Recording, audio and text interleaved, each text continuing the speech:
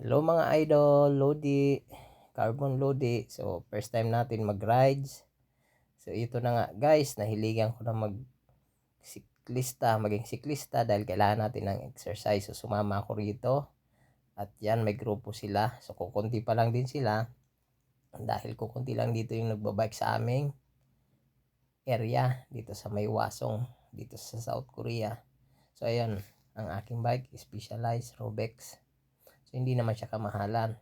Pero carbon siya. Ang wheelset niya hindi carbon. Nasa 9 kilo siya. So, nabili ko ng second hand. Pero brand new niyan is pricey din. Kaya na nga, napakasarap na magbike guys. Lalo na pag nagkakaedad na tayo, kailangan natin ng exercise. At nakakarating tayo sa iba't ibang lugar. Napakasarap ng pakiramdam na tanggal ng stress. Lalo na hard work tayo dito sa Smile! So ayan na, first time ko yan. Masama rito. Ayan, halo ang bike namin. Kaya hindi lahat naka-road bike. Yung TV yung kasama. Ang bike mo. Basta nagbibigay sa iyo ng saya. Okay lang yan mga hindi. So ayan na nga. Then, nandito na kami sa aming area na aming pupuntahan. Ito po is yung lugar na Tebudo. Kung saan matatagpuan yung windmill. Ayan, naka-low tide guys. Kasi pag high tide, di ka makakapunta doon sa windmill sa area na yan. Low tide. So, ang Tebudo at Jibudo, magkatabi lang siyang isla. Yan, napapasok lang yan guys na isla pag low tide. So maganda rin yung place.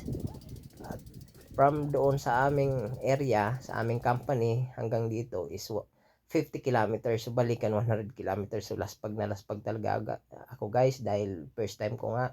Pero napakasaya at ito'y kakariring ko na. Ayan ang aking bike. Gaan din yung aking bike. At syempre di mawawala yung sayawan.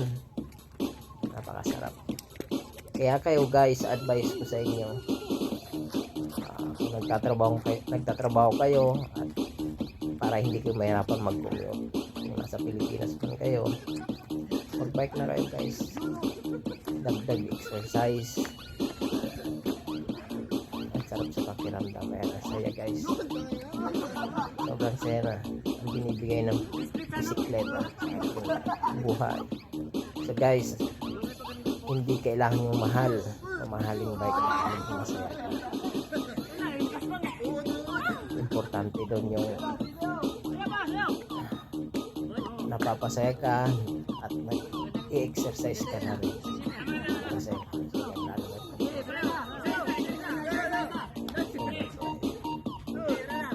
ito nga pala yung windmill guys. So, ayan, tagal stress, tagal pagod. So, kailangan ng konting sayawan. Anak sekreto guys. Then nakakapag-bike pala kami guys every weekend lang. Pag hindi tayo busy, wala tayong lakad pag weekend. Madalas kasi ang pasok natin is Monday to Friday. Then pag malakas ang gawa hanggang Sabado. Pero Sunday wala talaga. Pero pag busy kahit Sunday na yun. Pero hindi ako papasok pag Sunday dahil kailangan ka lang mag-bike. So nagkakahilig na nga tayo guys.